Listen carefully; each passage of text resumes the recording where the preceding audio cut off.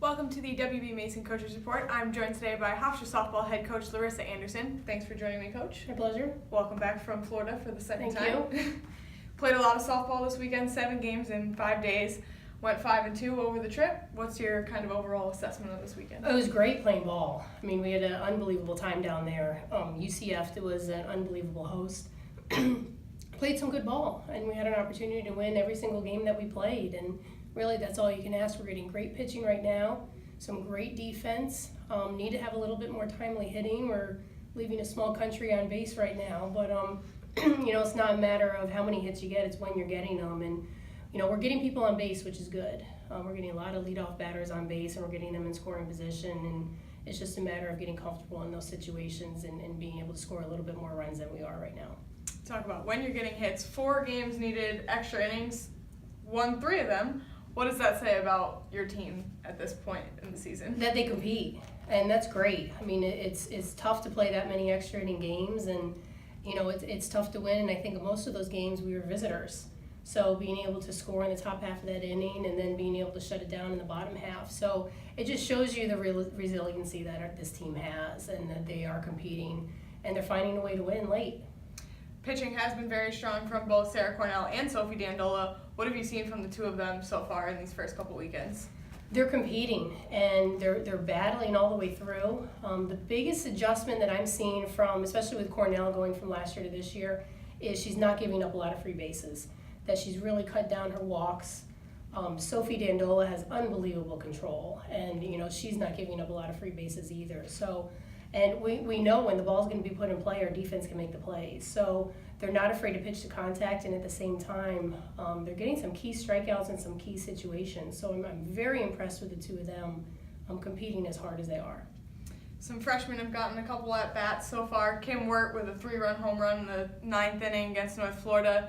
What have you seen from this freshman class so far in the opportunities that they've Isn't gotten? that great? Just for the rest of her life that she's going to be able to say her first collegiate hit was a 3-run home run. So I'm real excited for her and also all the first-year players that are getting opportunities. But they're learning. They're learning what they need to do at this level, playing against some pitching that they have not seen yet, and they're competing. And they're going to continue to get opportunities throughout the course of the year, and really they're future of the program. We have 7 seniors right now. So we have to start developing those younger players to be able to take over when that senior class graduates. And they have such unbelievable talent, and they're going to continue to get those opportunities, and we're going to really rely on them. Now 12 games in, what has kind of stood out to you so far at this point in the season? How strong our pitching is. Pitching has always been the suspect. In the last 2 years, we really struggled in the circle. So really the core of the team starts with pitching. And if you have good pitching and good defense, you're going to win a lot of ball games. And right now we're getting great pitching. So that's just going to make our team that much better. And we know when we're getting good pitching, we have an opportunity to win every single game that we go out and we play. We have our work cut out for us coming up. It's going to be a very, very tough weekend, and we're going to be challenged. And we have to make sure that we still take care of our team and our program, and we compete in what we can do. Our hitting is going to have to improve, and we're going to have to make sure that when we have opportunities to score runs, we make loud outs. When you're playing against teams like Florida State and Oregon, you're not going to have a lot of opportunities. So we have to make sure we capitalize on the ones that we do. As you mentioned, big tournament coming up off this weekend, but then heading to Florida State next weekend. Florida State and Oregon in that tournament both ranked. Also Florida Gulf Coast in that tournament. That's obviously going to be a challenging weekend. What have you seen from those teams so far, and how are you using this little bit of extra time to prepare for that tournament? Well, this week, it's going to be a great couple days off. Being able to get back to some fundamentals. I'll give our pitching some time off that they need and they deserve. And then getting back to some quality hitting, and we're going to spend a lot of time in the cage. Hopefully we can get outside.